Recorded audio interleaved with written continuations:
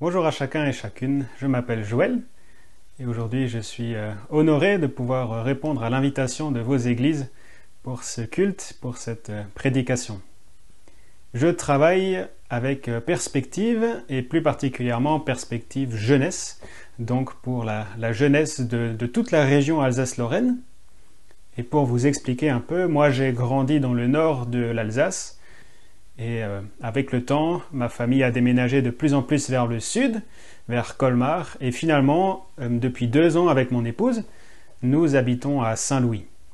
J'ai le plaisir de pouvoir côtoyer bon nombre de jeunes de nos églises. Et ce samedi, justement, je suis avec les jeunes de chez vous. Ça me fait plaisir de les rencontrer et aussi de rencontrer les responsables. Aujourd'hui, ce matin, j'aimerais vous partager une prédication autour du chapitre 11 de la lettre aux Hébreux. Et pour vous expliquer rapidement, ce chapitre, je l'avais normalement réservé pour dans 1 mois, parce que dans 1 mois, on va avoir un week-end de jeûne, le week-end Frog. Et donc j'avais déjà réfléchi un peu à qu'est-ce qu'on aimerait aborder du point de vue spirituel à ce moment-là. Mais voilà, la semaine dernière, on a dû prendre la décision que ce week-end, on ne pourra pas le faire à cause de la situation sanitaire actuelle. Alors, je le dis tout de suite, on va mettre une formule à la place. On va faire une grande soirée en ligne le samedi soir, le samedi de Pâques, et aussi du contenu ensuite le dimanche et le lundi. Je le dis un peu en pub, comme ça les jeunes peuvent être au courant et peuvent aussi suivre les infos. Mais voilà, le chapitre 11, je l'avais réservé pour moi, où j'avais commencé à l'étudier en prévision de ce moment.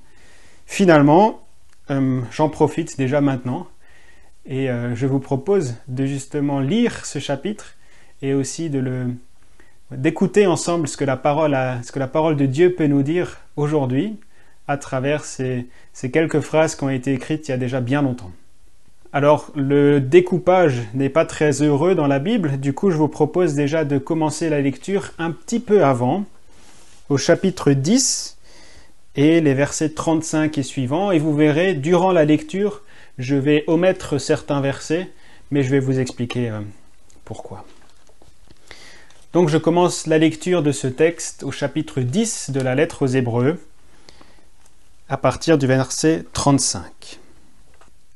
N'abandonnez donc pas votre assurance, qui est porteuse d'une grande espérance. Oui, vous avez besoin de persévérance pour accomplir la volonté de Dieu et obtenir ainsi ce qui est promis. Encore bien peu de temps, et celui qui doit venir viendra, il ne tardera pas, et le juste vivra par la foi, mais s'il revient en arrière, je ne prends pas plaisir à lui. Quant à nous, nous ne faisons pas partie de ceux qui reviennent en arrière pour leur perte, mais de ceux qui ont la foi pour le salut de leur âme. Or, la foi, c'est la ferme assurance des choses qu'on espère, la démonstration de celles qu'on ne voit pas. C'est à cause d'elle que les anciens ont reçu un témoignage favorable. Par la foi, nous comprenons que l'univers a été formé par la parole de Dieu, de sorte que le monde visible n'a pas été fait à partir des choses visibles. Et versets 4 et suivants commencent une liste de personnages qui reçoivent un témoignage favorable de la part de Dieu. On a Abel, Enoch, Noé, Abraham, Isaac, Sarah, Jacob, des personnes qui ont marqué l'histoire d'Israël, des personnes à qui Dieu rend un témoignage favorable. Je continue la lecture au verset 13.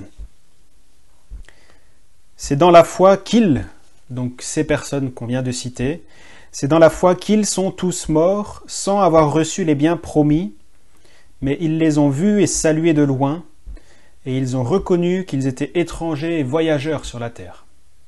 C'est une belle expression que celle d'être voyageur sur la terre. S'ensuit à nouveau une liste de personnes, un peu plus étoffée cette fois-ci.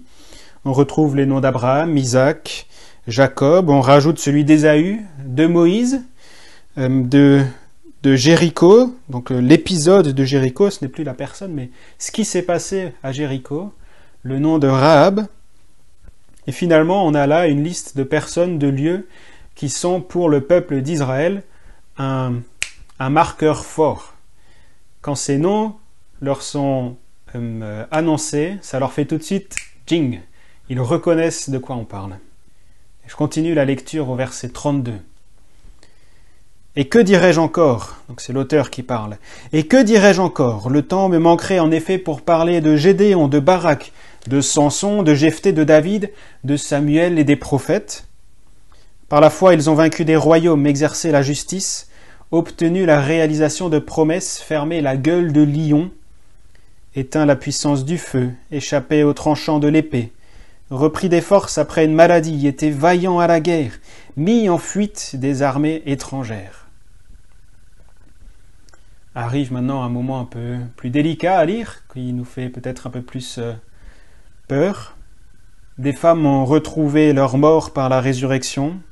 D'autres ont été torturés, ils n'ont pas accepté de délivrance afin d'obtenir une meilleure résurrection. D'autres encore ont subi les moqueries, le fouet, les chaînes et la prison. Ils ont été lapidés, sciés, ils sont morts tués par l'épée, ils sont allés d'un endroit à l'autre habillés de peaux de brebis ou de chèvres, privés de tout, persécutés, maltraités, eux dont le monde n'était pas digne. Ils erraient dans le désert et les montagnes, dans les grottes et les abris de la terre. Tout cela, bien qu'ayant reçu un bon témoignage grâce à leur foi, n'ont pas obtenu ce qui leur était promis.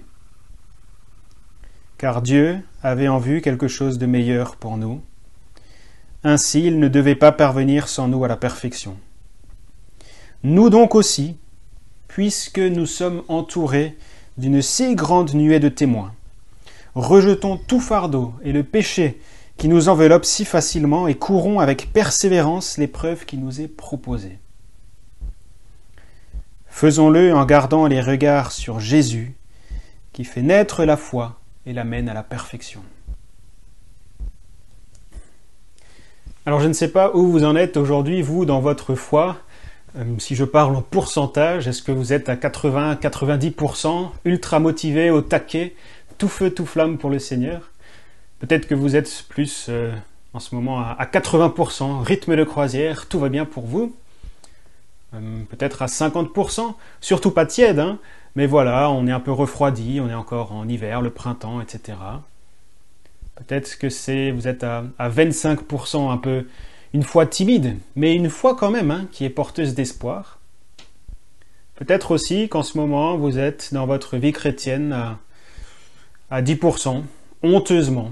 Les choses, ça va pas. Ma relation avec Dieu, ça va pas fort. La semaine, elle a été horrible. Je vis galère sur galère.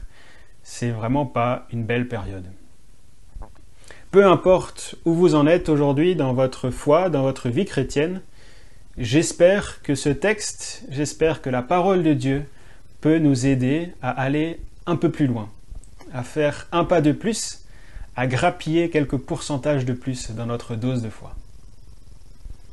Et pour ça, je vous invite à regarder ce que ce texte peut nous dire autour de quelques expressions fortes qu'on retrouve dans les versets.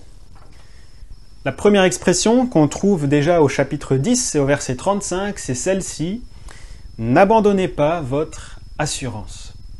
Alors, on a tous, dans notre vie chrétienne, fait l'expérience un jour de rencontrer le Christ et d'accepter d'en faire notre Seigneur. Et je ne sais pas vous, mais je pense que si on demandait à chacun d'entre nous de donner sa propre définition de la foi, on en aurait bien des différentes. Parce que la définition qu'on trouve par exemple dans le dictionnaire ne va pas convenir à l'un ou à l'autre. Certains vont plus mettre l'accent sur la vie qu'il entretient avec le Seigneur, sur l'expérience qu'il a, sur ce qu'il peut vivre avec lui. L'autre mettra peut-être plus l'importance sur ce qu'il sait du Seigneur et ce qu'il sait de la parole de Dieu. Un troisième mettra l'emphase sur les conséquences qu'il tire de tout cela. Il va s'engager dans le social, il va mettre en pratique tout ce que le Seigneur lui demande de faire. Tout cela marche très bien ensemble, et je pense que ça fait même partie de la vie chrétienne. Simplement, certains mettent plus l'accent à gauche, à droite, etc. Mais cette assurance, cette foi que l'on a eue un jour, elle doit nous rappeler et elle doit surtout nous encourager aujourd'hui. Notre histoire, notre témoignage nous est propre et personnel avec le Seigneur, mais regarder en arrière, regarder à d'où nous venons et tout ce qui a été fait peut nous faire du bien et peut nous encourager à de nouveau à aller de l'avant. Alors, est-ce qu'aujourd'hui on oserait dire aujourd'hui je doute et j'ai plus envie de faire les efforts que je fais dans ma foi, j'ai plus envie de marcher selon les règles, après tout le chemin qu'on a déjà fait, ça serait tellement dommage de faire marche arrière, ça serait tellement dommage de se remettre trop en question pour douter surtout de l'amour du Seigneur envers nous. La deuxième expression forte qu'on trouve dans ce texte, elle se situe au verset 1, au verset 1er du chapitre 11.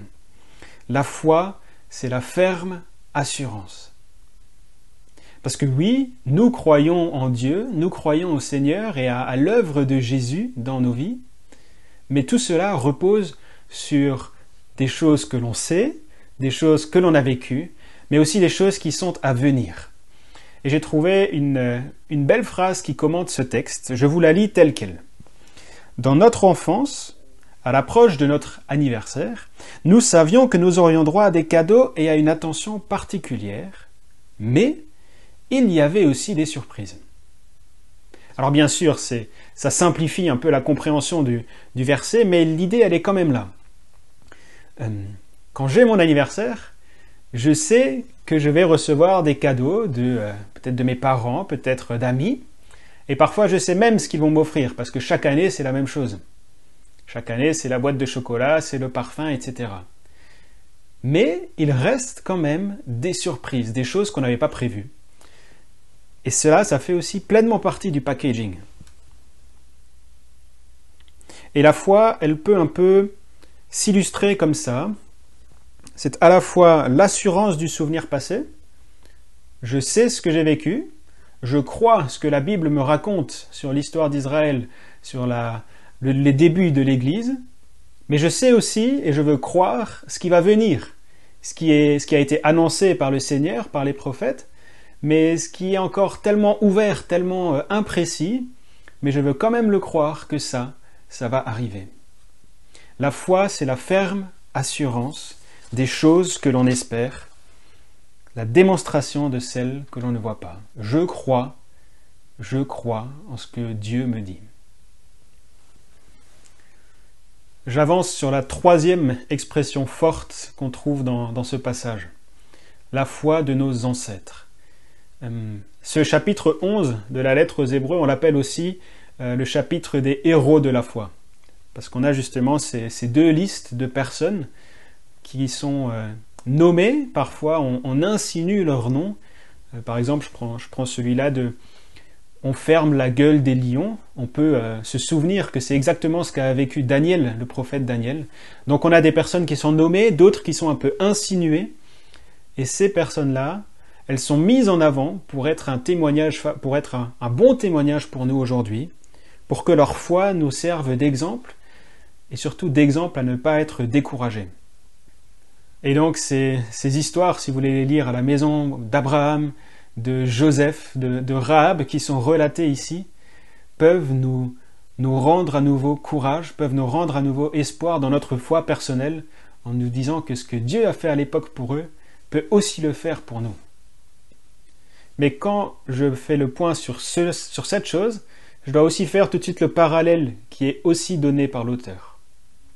Oui, il y a des personnes qui ont reçu un témoignage favorable de Dieu et à qui Dieu a même permis d'avoir puissance, richesse, autorité. On pense à Abraham, à Joseph qui avaient des royaumes immenses. Mais il y a des personnes qui ont aussi reçu témoignage favorable de Dieu mais qui n'ont pas eu une belle vie. C'est ce qu'on trouve au chapitre 11 à la fin, avec ces personnes qui n'ont pas obtenu ce qui leur était promis. Et on a entendu le détail de ceux qui ont été persécutés. On parle de personnes qui ont été sciées en deux. C'est un rappel peut-être à ce qu'a vécu le prophète Ésaïe dans la fin de ses jours. Des personnes qui ont été tuées pour leur foi, des personnes qui ont subi la moquerie, la maltraitance. Et c'est une réalité qui dépasse simplement l'histoire d'Israël, mais qui nous concerne aussi nous aujourd'hui. Et c'est un grand mystère finalement. Pourquoi est-ce que le jeune qui habite en Angleterre et qui est chrétien vit une foi beaucoup plus facile que le jeune qui habite en Chine, en Indonésie ou dans je ne sais quel pays d'Afrique, qui vit une foi à toute épreuve. Pour certains, et je pense maintenant à un contexte américain, anglais, européen en général, la foi elle est plutôt facile à vivre. Parce que très souvent, on la reçoit dans notre famille quand on va à l'église, elle est plus ou moins acceptée ou tolérée à l'école, dans la société elle passe peut-être inaperçue, ou alors elle est parfois même mise en avant. Donc finalement notre foi chrétienne on la vit plutôt bien. Mais il y a des pays, il y a des situations où ce n'est pas le cas. Où le jeune qui devient chrétien doit se battre toute sa vie pour se cacher, pour peut-être rencontrer 1, 2, 4, 5 chrétiens au maximum, pour ne pas faire trop de bruit. Pourquoi est-ce que Dieu permet que l'un vive une foi facile, dans un contexte facile, et l'autre dans un contexte horrible? C'est un grand mystère. Pour moi, personnellement, c'est un mystère qui parfois me glace le dos. Quand je commence à réfléchir à cette question, il y a de la tristesse qui monte en moi, et j'ai du mal à contenir ma colère aussi. Mais c'est un mystère que le texte ne va pas élucider. Oui, c'est le cas. Les choses sont comme ça. Dieu le sait, mais Dieu gère aussi les choses comme ça, mystérieusement. Lui seul sait pourquoi. Mais on veut croire aussi que s'il le fait, c'est qu'il y a une bonne raison derrière. C'est que lui est aux commandes. Et alors moi, personnellement, quand je suis face à ces questions qui me reviennent, quand j'entends des témoignages, etc., j'arrive à me rassurer avec 2 constatations. La première, c'est que ces personnes qui vivent une foi compliquée, que ce soit des chrétiens persécutés, que ce soit aussi proche de nous, des chrétiens qui sont face à la maladie, des chrétiens qui sont handicapés, ces personnes-là, très souvent, sont pour moi un vrai exemple de foi. Dans leur vie authentique, simple, et dans leur relation avec le Seigneur, quand je les rencontre ou quand j'entends leurs témoignages, je suis là. Waouh! Alors ça m'impressionne. C'est beau de voir comment des personnes qui vivent une foi très compliquée, mais qui la vivent simplement, sont des exemples pour d'autres, pour des milliers d'autres. Les témoignages de personnes persécutées, de chrétiens qui vivent des moments compliqués, sont pour moi toujours des moments saisissants qui me boostent à nouveau dans ma foi. Et la deuxième constatation que je fais, c'est que si Dieu me donne une foi un peu plus simple, si Dieu me bénit par une part supplémentaire que mon voisin, c'est aussi pour partager. Si Dieu me donne plus d'énergie qu'un autre pour parler de l'Évangile, c'est que je veux aussi plus m'engager que l'autre. Si Dieu me donne plus d'argent, c'est que je veux aussi le partager avec celui qui a moins. Si Dieu me bénit davantage qu'un autre, c'est pour le partager. Parce que ce commandement « aime ton prochain comme toi-même » doit quand même rester ancré en nous comme à la base de tout ce que nous faisons. Si Dieu me donne une grande part, que ce soit des talents, de l'argent, une meilleure santé ou plus de temps qu'un autre, c'est pour le partager. C'est pour en donner une bonne part à ceux qui en ont moins ou à ceux qui en ont pas. J'avance dans notre chapitre 11 de la lettre aux Hébreux et je sors un peu du texte même pour prendre la prolongation de celui-ci.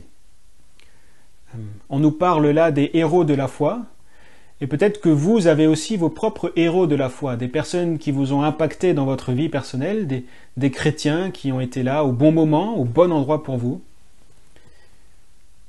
Nous avons, dans un certain sens aussi, un exemple à donner plus tard, aux générations futures. Et cette idée-là peut aussi nous encourager à grappiller quelques pourcentages de plus dans notre motivation, dans notre foi. Je veux vivre pleinement ma foi avec Dieu, parce que je sais que d'autres m'observent, et je sais que mon témoignage est important pour eux. Alors je vous raconte une petite anecdote. On était la semaine dernière avec mon épouse au Flambeau. C'est le format scout qui se fait dans notre région. Peut-être que ça existe aussi chez vous à Nancy. Et au début de l'année, quand on faisait les préparatifs, il y avait une jeune qui nous a rejoint, elle est lycéenne. Il y en avait même 2 qui nous ont rejoints. Mais une des 2 nous disait au début « Oui, voilà, moi je veux bien aider, mais je ne sais pas faire grand-chose. J'aimerais être aide-chef. » Donc surtout pas prendre de responsabilité, j'aimerais simplement aider. Et samedi dernier, on était donc à Sélestat, c'est la ville où on fait les flambeaux. Et avec mon épouse, on a pris le train, on était les mains dans les poches, on n'avait rien à préparer, parce que finalement ces deux jeunes, elles avaient tout préparé en avance. Et à la fin de la journée, on leur a dit clairement, mais c'était trop bien ce que vous avez fait. Avec ça, vous pouvez valider tous les diplômes que vous voulez d'animation, c'était juste excellent. Pour moi, ça c'est aussi un moteur fort dans ma foi, de voir comment Dieu touche les cœurs, comment il va appeler quelqu'un à le suivre, mais comment derrière il va aussi le bénir et l'équiper à son service. Et avec ces deux jeunes au flambeau là, je suis en train de voir comment Dieu leur donne des talents, comment Dieu les prépare déjà à le servir dans l'église, et c'est juste magnifique de voir des jeunes prometteurs, de voir des jeunes qui sont capables de faire des choses à leur âge. Et tout ça, ça me montre que oui, Dieu est vivant.